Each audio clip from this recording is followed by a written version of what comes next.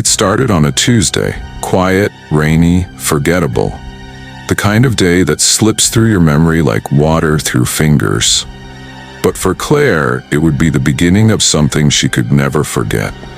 She had just moved into an old duplex outside of Portland, nestled at the end of a long gravel road and surrounded by evergreens. Cheap, cozy, isolated, exactly what she wanted after her recent breakup. The place had charm, with creaky floors, vintage fixtures, and a clawfoot tub that made her feel like she'd stepped back in time. The first whisper came on her second night. She was brushing her teeth when she heard it, faint, soft, like a voice carried by the wind. Claire. She froze, toothpaste foaming in her mouth, ears pricked toward the hallway. Nothing, just rain tapping on the windows. She shook it off, spit, and laughed at herself. New place, creaky old walls, perfect fuel for an overactive imagination. But the whisper came again the next night, louder, closer. Claire, she had just turned off the living room light and was heading toward her bedroom. The voice brushed past her ear, cold and sharp, like breath on her skin. She spun around. No one was there. She didn't sleep that night. By Friday, the whisper had escalated. It no longer came from a direction. It was inside her head, behind her eyes, beneath her skin. "Claire, I see you," she called the landlord. No previous tenant had reported anything strange. The upstairs unit was vacant. "Old pipes," the landlord said. "This place talks." But it wasn't the house talking. It was something else. Claire began to find things moved. A spoon on the floor, a chair turned. The bathroom mirror fogged with her name scrawled on the glass. Claire. She stopped showering. She stopped sleeping. Every corner of the house held a whisper, sometimes a giggle. Once a long, inhuman moan that echoed through the hallway. She tried to leave, but the car wouldn't start. The phone glitched. Her messages never sent. She was trapped. Then came the whisper that changed everything. "I'm here with you, in your skin." Claire looked into the mirror and her reflection smiled, but she didn't. Claire stumbled back from the mirror, her breath catching in her throat. The reflection held the smile too long, too wide. It blinked a full second after she did, and then it mouthed something her own lips didn't. "You're not alone anymore." She slapped the light switch. Darkness. Fumbled for the hallway lamp. When it came on, the mirror was normal again. Just her, pale, shaking, eyes red from too many sleepless nights. The next morning, she covered every mirror in the house with bed sheets, scarves, even an old beach towel. Anything to avoid seeing it again. But the whispers continued. They changed, became more frequent. No longer just her name. They spoke to her, about her. "You're the one who opened the door. I've waited so long. You dream of fire, don't you?" She hadn't dreamed of fire since she was a child. Since the night her childhood home burned to the ground. Since the night she barely survived when her parents didn't. That night, for the first time in years, the dream returned. She stood in her childhood bedroom watching the flames lick up the wallpaper. The air was thick, the smoke so real she could taste it. Something was in the fire, moving through it. A shape. It had no face, only eyes like glowing coals. It reached for her. Its hand burned, but she couldn't run. She awoke screaming. The sheets were soaked. Her pillow was scorched on one corner, smoking. She bolted from the bed. There was no fire, no visible source of heat. But her skin, her arms were covered in blisters. She drove to a motel in the next town. She didn't pack. She didn't look back. Just drove until the car sputtered to a stop in front of a 2-star roadside lodge. Inside, she didn't sleep, just stared at the ceiling, mouth dry, heart racing. But at 3:14 a.m. the whispers came again, not from the room, from inside her mind. "You can't run from what's inside you." And then, the mirror across the room shattered. Claire screamed. A staff member came running, saw the blood trickling from Claire's ears, and called for help. At the hospital, the doctors couldn't explain the ear trauma. No signs of infection, no cause for auditory hallucinations. They recommended psychiatric evaluation. Claire didn't argue. The psychiatric hospital was clean, sterile, and eerily quiet. Claire had been placed under 72-hour observation in a private room. A single bed, a narrow window, and, to her horror, a large, wall-mounted mirror for staff visibility. She begged them to cover it. "It's one-way glass," the nurse said, kindly but firmly. "It's for your safety." That night, as she lay stiff on the hospital cot, the mirror began to glow faintly. Not brightly, just enough for her to notice the difference between shadow and reflection. She turned her face toward the wall, but she heard it again, her voice, whispering from the mirror. "Claire?" She squeezed her eyes shut. "Claire, you're so close now." Claire turned her head, trembling. In the mirror, she saw the hospital room as it was, but something was wrong. In the reflection, she was standing, not lying down. Standing beside the bed, smiling. The reflected Claire leaned down and whispered to the real Claire, who lay frozen in bed, "I remember the fire." And then she vanished. Claire screamed. A nurse rushed in.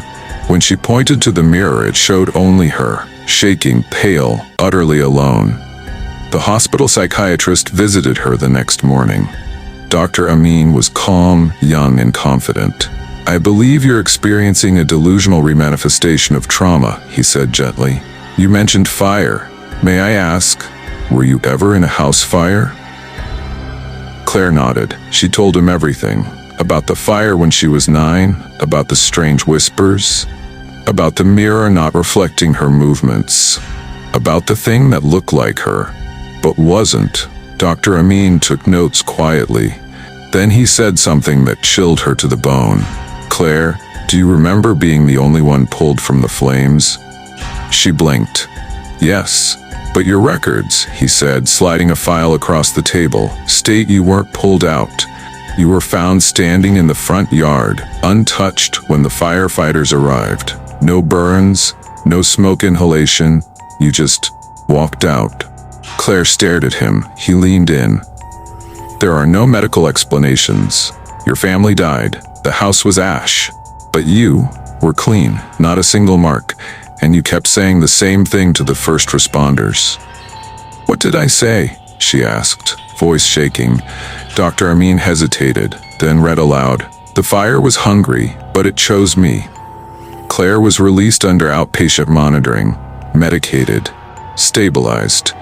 But her thoughts spun like rusted gears. She didn't want to return home, but she had nowhere else to go. The moment she stepped back into her apartment, everything felt heavier. The air, the light, the silence. She tore the sheet off the mirror in her bedroom. It looked normal. But that night, as she brushed her teeth, she noticed something chilling in the bathroom mirror. Her reflection wasn't matching her exactly. There was a delay, less than a second, but enough to make her freeze. She raised her hand. The reflection blinked first. Claire stumbled back, hitting the sink. The light overhead flickered, humming with static. She turned away from the mirror and heard a whisper. "You're not done yet." This time she spun around, fast. The mirror still showed her bathroom, but the version of herself staring back smiled and whispered, "Do you remember what you promised?" Claire backed away slowly, whispering to herself, "I didn't promise anything." The lights blew out. Darkness. Her phone lit up in her hand, even though she hadn't touched it. A notification. Voice memo saved 10 a.m. Confused, she opened the memo and hit play. Her own voice came through, quiet, trembling, then layered, another version of her voice whispering underneath. "I accept. I will be the vessel. Let me walk among them. Spare me from the fire." Claire dropped the phone. It shattered on the tile. She had no memory of saying those words. That night, Claire dreamed of the fire again. She was a child again. The flames curled around the ceiling like living things. Her parents screamed. Her little brother cried from the other room. But in the dream, Claire wasn't running from the fire. She was walking into it, and something stepped out of the flames toward her. A woman made of smoke and shadow, with glowing red eyes and her same face. She knelt down and whispered into Claire's child ear. "You'll forget for a while, but I'll be back. I always come back." Claire woke up in bed, soaked in sweat. Her bedroom was freezing cold, and the mirror across the room had a single handprint on the inside of the glass, pressed from within. Claire couldn't stop staring at the mirror. That handprint was still there in the morning, faintly smudged against the inside of the glass. She tried cleaning it. Nothing worked. It wasn't a smudge. It was underneath the glass, like a fossilized touch frozen in time. The worst part, it matched her own hand exactly. Later that day, Claire noticed a strange discoloration on her left shoulder. A reddish symbol had surfaced beneath the skin, like a brand. It burned slightly, like a sunburn from somewhere inside her. The pattern resembled a curling flame surrounding a single black dot. She went to the hospital. The doctor dismissed it as a mild allergic reaction, but when she looked up the shape online, she found nothing modern, until she searched demon sigils.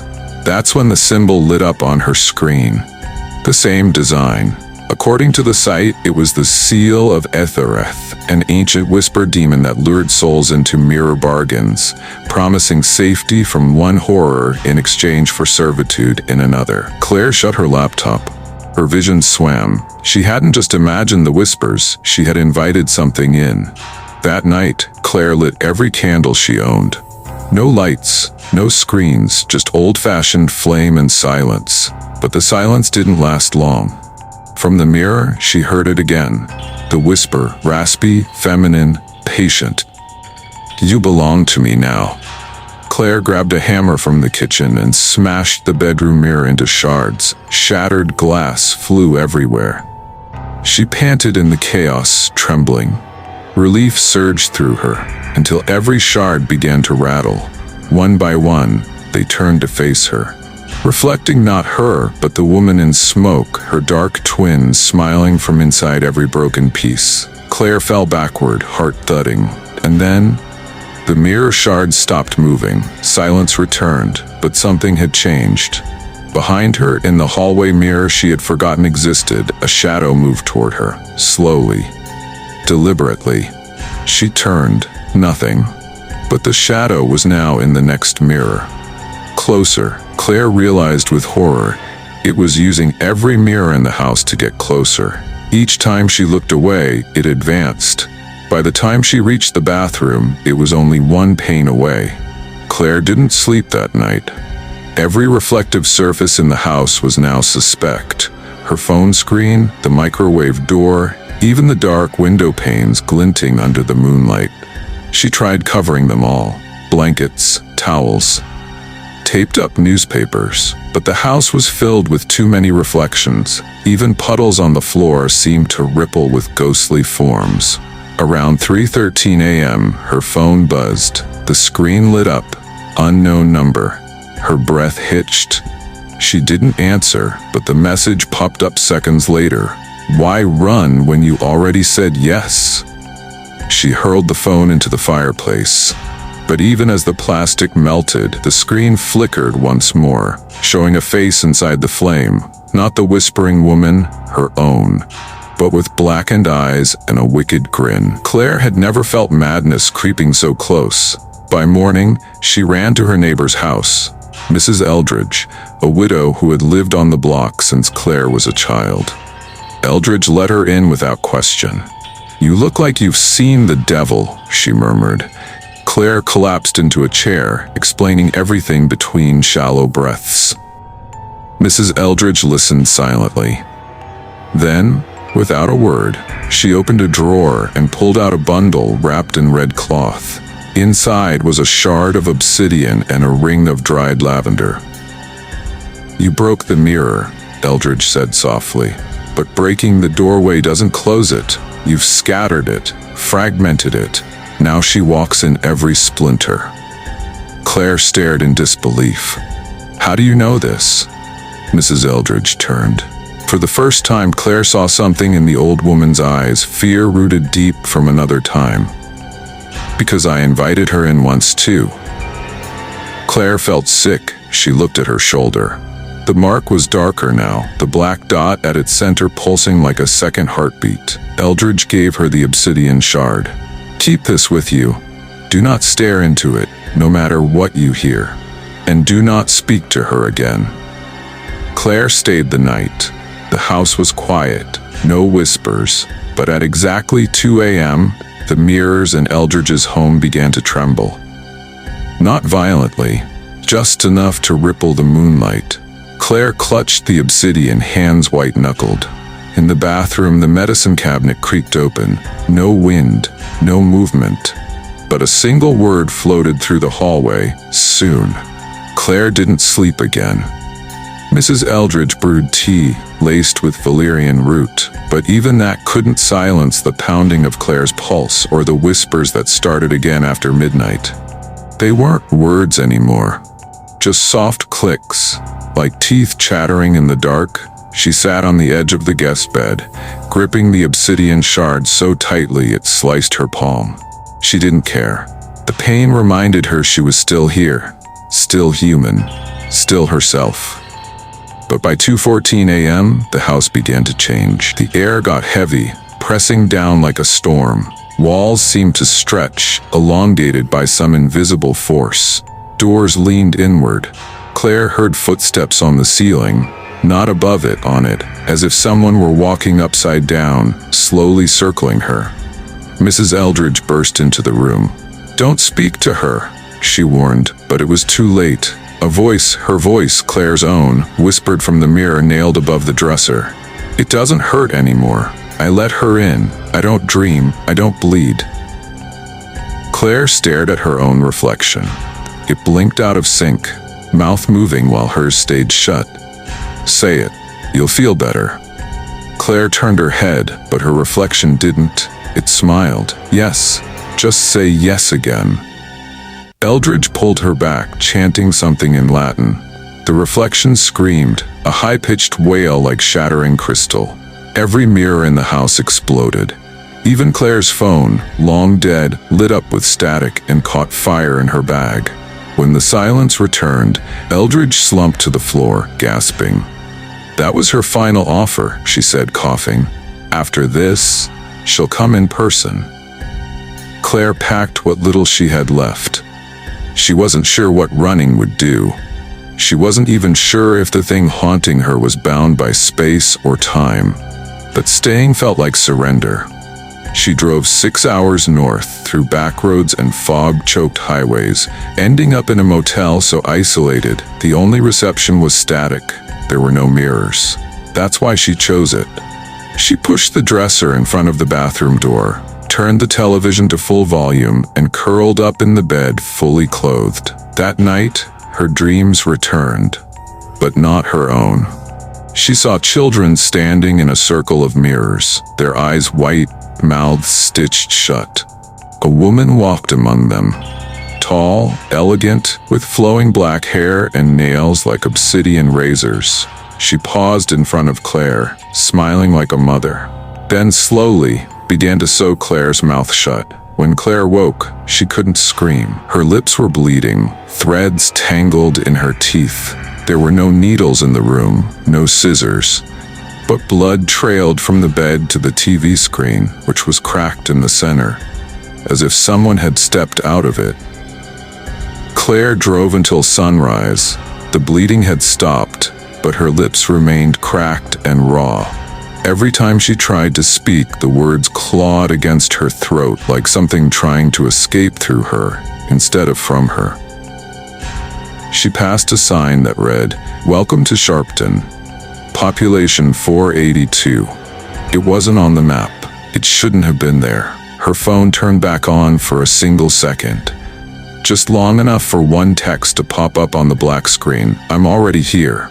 She flung the phone out the window and kept driving, but no matter which direction she turned, she kept ending up back at that same gas station with the flickering red letters, "Easy Stop."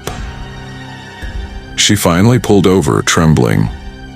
Inside the store was a boy, no older than 19, wearing a faded uniform and a crooked name tag that read Ben. He watched her approach, eyes widening as he saw her cracked lips and dried blood. He said quietly. Claire froze. "Oh." He leaned in. "You've been here before." She shook her head. "No, I've never." He turned the small security monitor on the counter toward her. The black and white footage showed Claire, same clothes, same face, walking in just 2 hours earlier, smiling, laughing, drinking from a slush cup. She reached over the counter in the footage and kissed Ben. Claire backed away, horrified. "That's not me." He didn't respond. His eyes were already glazing over, blood leaked from his nose, then his ears. Then he fell forward, mouth open, eyes wide. And from somewhere behind her, she heard it again, her voice, lighter this time, amused. "I liked him." Claire turned and bolted. She crashed the car 10 miles out. Something had yanked the steering wheel, not her, not human. When she woke, she was hanging upside down in her seat, the windshield shattered, the airbags already deflated. A single figure stood on the road behind her, tall, dark hair swaying in the wind. Claire's own face stared back at her, but this one smiled, and her eyes were solid black. "You keep trying to run, you keep forgetting, you let me in." Then the figure stepped into the woods and vanished. Claire crawled from the wreck, head bleeding, hands trembling. She made it 2 miles before collapsing. When she awoke, she was in a hospital. That's what they told her anyway. The lights buzzed faintly above her. The nurse had no face, just skin stretched over a void where features should be. Every mirror was covered, but the windows weren't. And in the reflection of the window across from her bed, she saw herself. Pale, bruised, IVs stuck in her arms, and behind her, grinning, the other Claire. Claire screamed, but the sound that came out was laughter. And it wasn't hers. Claire's scream echoed in the sterile hospital room, but no one answered. The faceless nurse was gone, replaced by shadows crawling up the walls like dark vines. Her breathing quickened. Every mirror was hidden, every reflective surface covered. But something felt wrong. The air buzzed with an electric tension, thick as blood. She sat up, head pounding, and tried to find the door. But it wasn't there. Instead, in its place was a wall, a smooth black surface with a single, ancient-looking door etched into it. No handle, no knob, just a glowing sigil in the center. Claire reached out, trembling.